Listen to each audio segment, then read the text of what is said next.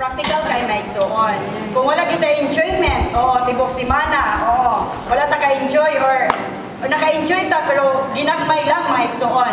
Murag lisod di kay nato magpaambit diri sa tigo maigsoon. Nang Lord Jesus, muna siya ang balangkugon nga Kristo, ang ayong yuta, ang pahat nagyapod-apod nga hinato maigsoon. Nang ingon ni Sister Asmin natandog kay ko nga naana siya, pareho tag portion. Dili kuno ta makaingon nga makarason nga asya kay dugay naman ko siya sa iglesyano nga kinabuhi. O dili daw ta kaingon mga igsoon, dili ta karason nga ana maigsoon, kun dili kung ato ning gitingkad ang mayong yuta adlaw-adlaw maigsoon. Makapaambit kita sa mga kaigsuonan maigsoon. Lord Jesus, manamana ko ba nga Lord, dungagi gid akong paghigugma diha kanimo. Kay kani ang gugma nato sa Ginoo maigsoon, kung nahigugma ta sa Ginoo, mahigugma kita mo doon sa iyang apulo. Mahigugma kita mo sa iyong mata maigsoon. Pag kita makaila pa og dugang sa atong Ginoo, unsa siya? Nga unsa siya kapag malangkubon nga ato masinati adlaw-adlaw maigsoon. Ingon diri nga dato kayang yuta.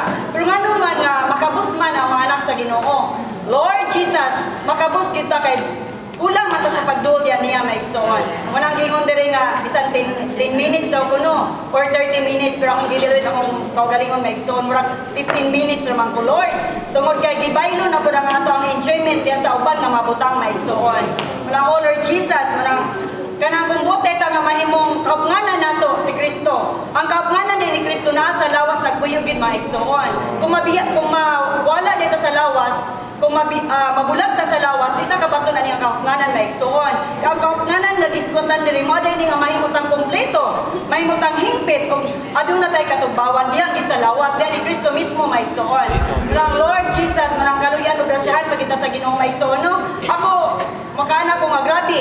Kung unsa ka nga mudul sa Ginoo, grabe po ang pagbira po sa kaway nimo maigsoon. Manang Lord Jesus, manang kinahanglan yung mga pag-ampo nga ang tanang mga balaan makadaog-adlaw makadug gid sa pulong maigsoon.